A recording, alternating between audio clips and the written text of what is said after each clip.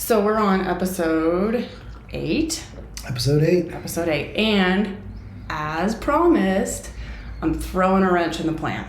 Uh-oh. Yeah. So we've got a surprise. I'm not even using the bag. We've got a special guest. Oh, all right. Hello. It's a teeny tiny office. Okay. Heard you had to be named Ryan to be here. Welcome, special guest. This is the Ryan podcast. The Ryan and show. Ryan and Yeah. me.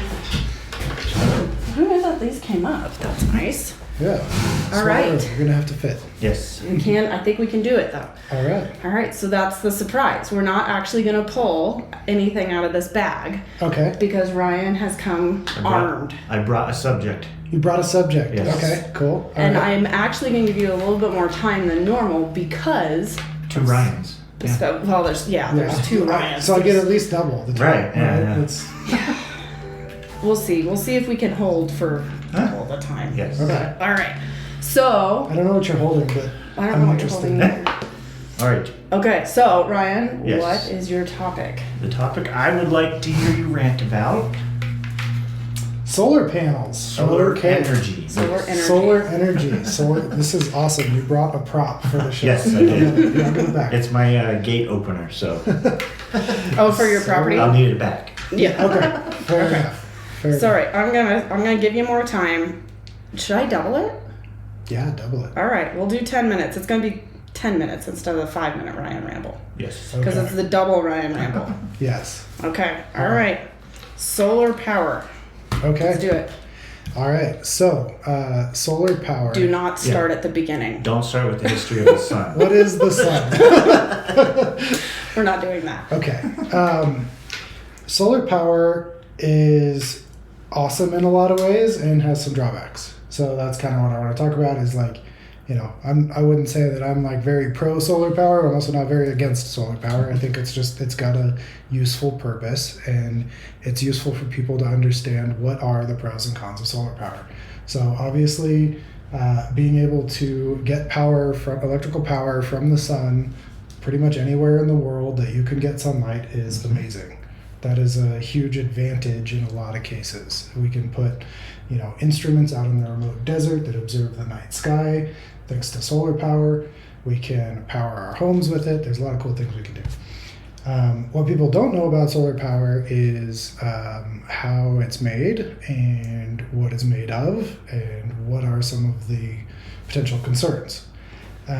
So I guess first things first, I have built a solar panel before. Not this one. Not this one. No, that one's far more advanced. Mine was like in a laboratory as like a little test solar panel. It's more about the principle of building a solar panel than... You didn't mine the materials Right, out of yeah. our backyard. Right, no. I can see why you would ask that. So solar panels, at least the one that I built, was built out of a material called cadmium telluride. And there's a number of different materials, not just cadmium telluride, but you have basically a piece of glass and then a substrate, I think is usually copper. And I'm just kind of going completely from memory, and I didn't know what I was talking about here today, so correct me in the comments. But there's like a copper substrate and then a cadmium telluride. And these are built in really thin layers that are sandwiched together. And then there's usually some kind of glass or top layer on the top. Well, and that's why you can get those panels Yes. so Right. thin.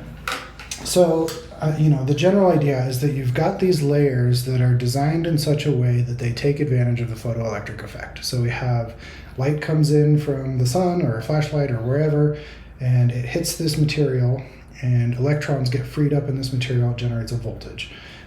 You can connect that panel, into a circuit, and then you can actually draw current off of this panel. So we have out here, and we're neighbors, so it's like we kind of use this as like to power certain things. We use solar panels to power our fence lines, for example. Yeah. Because we don't have electrical run all the way out to all of our fields, so we're running solar out there. Right. And, we're in a rural area. Running long distances of underground electrical cable it's expensive. Yeah. It's prohibitively expensive. So being able to put a little solar panel out there and run electric fence, for a large area in the middle of nowhere is awesome. And we used, at one of the places that we used a solar panel for our gates. Yeah. And we used a solar panel that connected to a battery.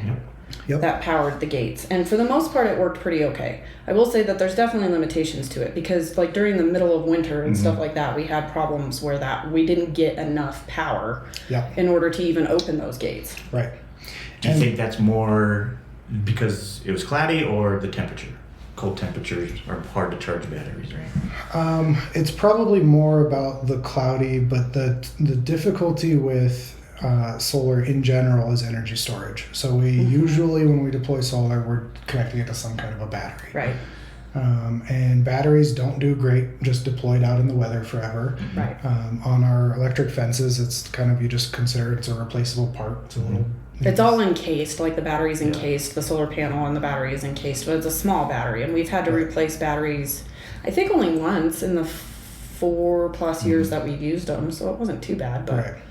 Yeah, and actually an electric fence is pretty cool because it's an open circuit, so it's not like constantly drawing current, so it doesn't wear down the battery super bad. And a gate wouldn't either. No. And a gate wouldn't either. It's only in use kind of once in a while. Right. So batteries often struggle with like the deep cycling, where they get fully drained and fully charged and fully drained, fully charged. That's why, if your phone does this, your phone is going to stop holding a charge before very long. He's judging me. Actually, I was thinking about my own phone. Like when it was new, charge forever. Now it drains a lot faster. But so batteries and solar go hand in hand because we need a way to store the energy. A solar panel is only on when the sun is shining. So if you want electricity at night, for example, your electric fences, you can't have animals get out just because it's nighttime. Right. So you need to be able to store this energy and use it, all of the time instead of just at night. Kind of off on a battery tangent here. Oh, no, here we go. It's another sort of interesting thing because where I was going with the cadmium telluride is a lot of people think of solar as like green energy. And a lot of people think of like electric vehicles as green energy, which are, battery powered vehicle essentially. And I think in a lot of cases, what we're not accounting for is where the materials for the solar panel come from, where the battery comes from, how much energy went into producing those things. The fact that they wear down and now what? Yeah, where do you dispose of them? Right, the fact that they wear down and now what, exactly. And so like a solar panel being made of cadmium telluride is extremely toxic. Like it's, the fatal dosage of it is something you could inhale from the air. It's extremely toxic. And a solar panel is all encased in glass, so, hopefully the cadmium telluride doesn't get out, but what happens when you get major hailstorms? We had a neighbor that... Or a horse that breaks a solar panel. Right, or a horse that breaks a solar panel. And, ask me how I know. Right. And so, for the most part, I think, like, cadmium telluride exposure is probably limited in random accidents like a solar panel breaking. But we should understand that a solar panel is made of rare earth metals. The battery that we're charging is probably made of rare earth metals. Those things are difficult to mine, and it costs a lot of energy to mine those out of the earth. And there's kind of, in terms of like green energy, there's going to be a long sort of return on investment on solar and on battery technology. What do you think about some of the people that say, oh, we just need to build this little solar farm in Arizona and we can power the entire United States? Is that practical? Absolutely not. So, I mean, we experienced that on a small scale out here. Yeah. So one of the things about energy is that it costs energy to ship energy. So, we think, it's just a wire, but there's a heat loss of electricity traveling down that wire. And so the further away you are from a source of where electrical energy is generated, the more energy you're going to spend to get it to where it's going. So some years back, we were actually looking at, this is 2016 or something, we were thinking about setting up some Bitcoin mining in Electric City, Washington. Electric City, Washington, at that time, I don't know if it's still true, but at that time had free electric power for residents because they were generating a surplus of electricity from their hydroelectric dam. And the reason that there's a surplus of electricity, you think, well, how could there be a surplus? Just, power other things with it. The reason there's a surplus is because at this, very close to the dam, you have all this energy, but then, by the time you can run that energy down the line, the losses are too great. You're not able to ship that energy meaningfully to the places that it could be used elsewhere. So proximity to an energy source is pretty important. I'm a big fan of nuclear power. I do think solar is great. But more like small scale solar is more of, or are you talking large scale solar? Well, I like small scale solar because to me, I think the advantage of solar is portability, is Right. convenience, Right. is... You use it camping to charge your phone. And Exactly. I carry a solar panel with me camping, charge my phone. And it's not a glass one. It's probably a different material than the cadmium telluride solar panel I built. So I think solar is great. We just got to understand, what is it useful for? Is this going to solve the energy problem?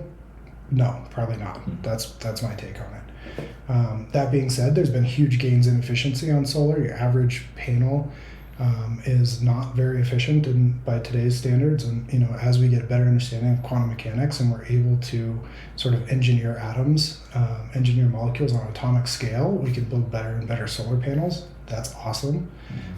But I don't think solar is going to get us out of the energy issues that we have today. no. Yeah, I think another thing is cost too. I mean, you see all those people with the panels on their roofs, and it takes them 20 years to The pay return it on off. investment is astronomical. Yeah. Yeah, and a lot of that reflects the materials that went into the Yes, solar how panel and expensive the it was to construction. get that. And they're built in a vacuum chamber, which is already expensive. How do we pull vacuum? Well, we've got to run a motor. How do we run a motor? Well, that costs quite a bit of electricity or fuel or Energy something. of some sort. It costs energy of some sort to run a motor to pump air out of a vacuum chamber to build a solar panel. So, between mining the rare earth metals, I've got 3 seconds, all that stuff. There it is. All right.